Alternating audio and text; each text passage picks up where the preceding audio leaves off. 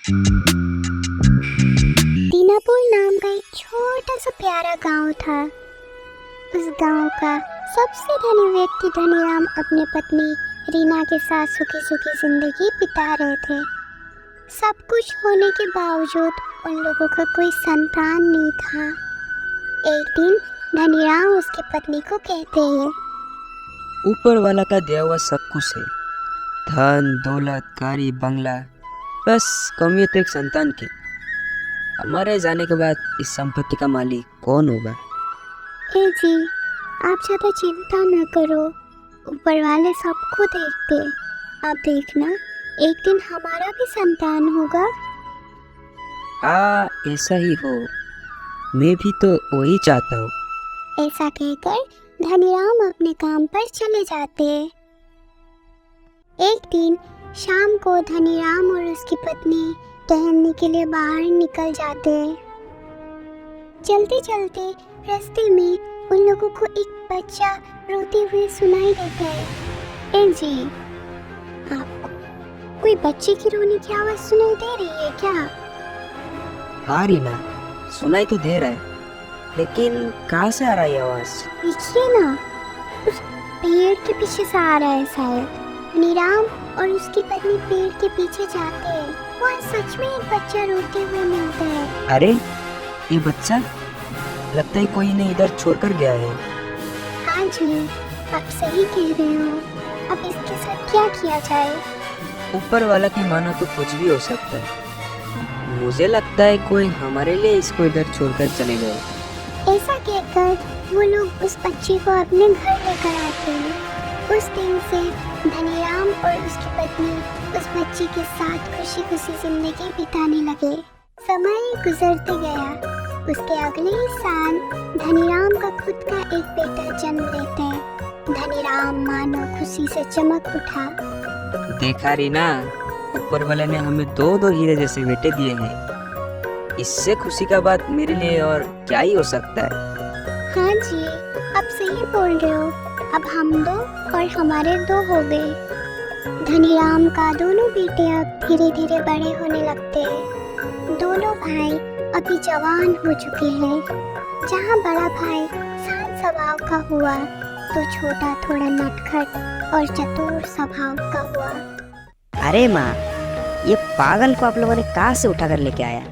बेटा, ऐसा नहीं बोलते हैं। वो तो तेरा ही भाई है ना। तुम दोनों हम लोगों के लिए एक समान हो। भाई होगा किसी और का, मैं तो नहीं मानता। ऐसे भी थोड़ी ना इनको आपने जन्म दिया है, उठा कर लेके आया किसी रास्ते से। इतना कहते ही छोटे उधर से चले जाते। एक दिन शाम को, रीना, धीरे धीरे हम लोग का उम्र जितना बढ़ रहा है, उतना ही हम लोग ऊपर वाले के करीब होते जा रहा है। कब क्या होगा पता नहीं। क्यों ना हम दोनों बेटे को अपना जायदाद का अपना अपना हिस्सा बांट ही देते हैं। ये बात तो आप बिल्कुल सही बोल रहे हो। कब क्या हो जाएगा किसको पता। समय रहते ही दोनों बेटों को बुलाकर उन लोगों के साथ ये बात कर ही लेते हैं। अगले दिन शाम को पूरा परिवार डिस्कशन के लिए बैठ जाते हैं। माँ, बाबा, क्या हुआ? आप लोगों को कुछ बात करना है क्या हम लोगों से? हाँ बेटा, अभी तो हम लोगों का उम्र हो रहा है। ना जाने कब क्या हो जाएगा किसको पता। समय रहते हुए तुम दोनों को अपने हिस्से की जायदाद बांट देते हैं, ताकि तुम लोगों को बाद में जाके कोई परेशानी ना हो। क्या माँ बाबा, आप दोनों भी ना, अभी इसका क्या जरूरत है? आप दोनों तो अभी जिंदा है ना। नहीं बेटा नहीं, कब क्या हो जाए किसे पता। आप लोगों को जो करना है करो, मुझे इस बारे में अभी बिल्कुल बात नहीं करना। एक दिन सुबह, ओ जी सुनते हो क्या?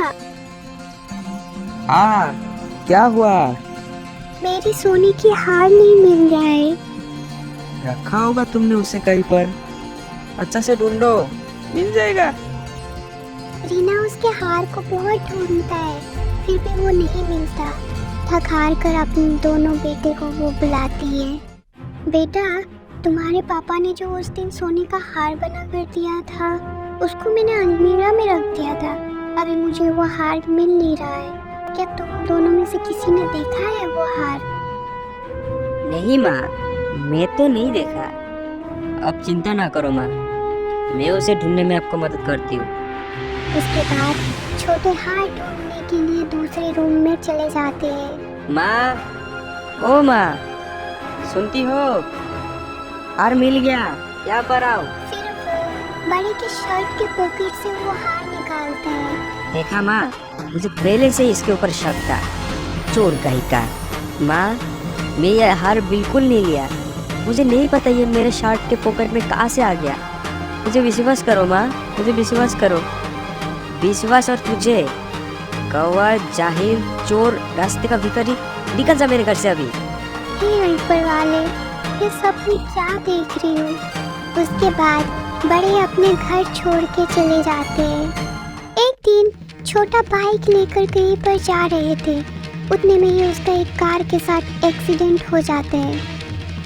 ठीक उसी समय बड़े उस रास्ते से गुजर रहे थे।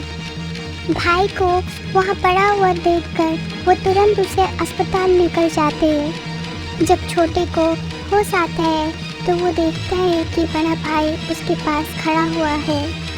इतने में उन दोनों का मम्मी पापा भी उधर पहुँच जाते हैं। बड़े भाई, मुझे माफ़ कर दो। मैं ही उस दिन जानबूझकर मम्मी का हाथ तुम्हारे पॉकेट में रख दिया था।